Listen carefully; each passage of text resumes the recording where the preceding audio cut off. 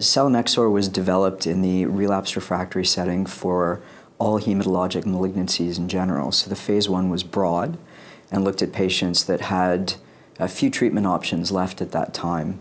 The lymphoma patients specifically were initially both aggressive and indolent histology, but it became apparent pretty early on that there were signs of activity in aggressive histologies, particular diffuse large cell lymphoma, which then led to a couple of expansion cohorts looking at 2 different doses there. The take-home message essentially is that the drug appears to be active and pretty well tolerated, but the specific role I think is going to be defined by a couple of studies moving forward. What the trial has shown is that the hematologic toxicity is there, but it's manageable, particularly with thrombocytopenia and anemia and some neutropenia.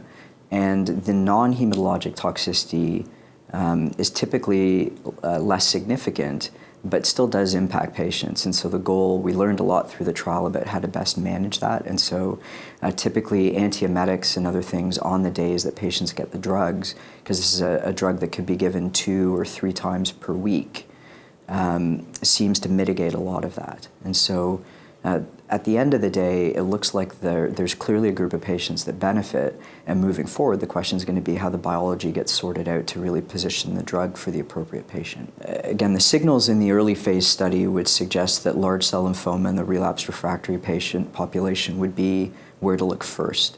Again, the other encouraging thing was that we saw that in higher risk patient populations, particularly those with translocations of MYC and BCL2, the so-called double hits, small numbers of patients, but there was activity in 3 of the 4 patients that were treated.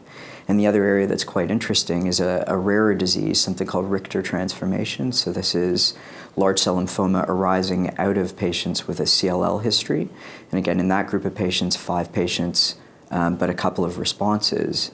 And again, there's a prospective phase 2 study that will be coming specifically in that population. So the combination story here, I think, is going to be an interesting one for two reasons predominantly. So firstly, formal phase 1 evaluation is going to be needed because of the toxicity you see with the drug in terms of count, specifically with platelets and white cells. Secondly, I think the interesting thing here is given that so little is known yet about the mechanism, that rationale, so mechanistic studies are probably going to be needed to best sort out partners. In the meantime, the rationale would be clear based on what we tend to do with most drugs. So there'll be a study planned already to give it in combination with R-CHOP in the frontline setting. There'll be a study as well in the second-line setting with platinum-containing regimens. But really, in terms of other novel targets, ibrutinib, that's another study that's planned, and those seem obvious, but mechanistically, I think we're going to have to sort that out preclinically to figure out where best to go.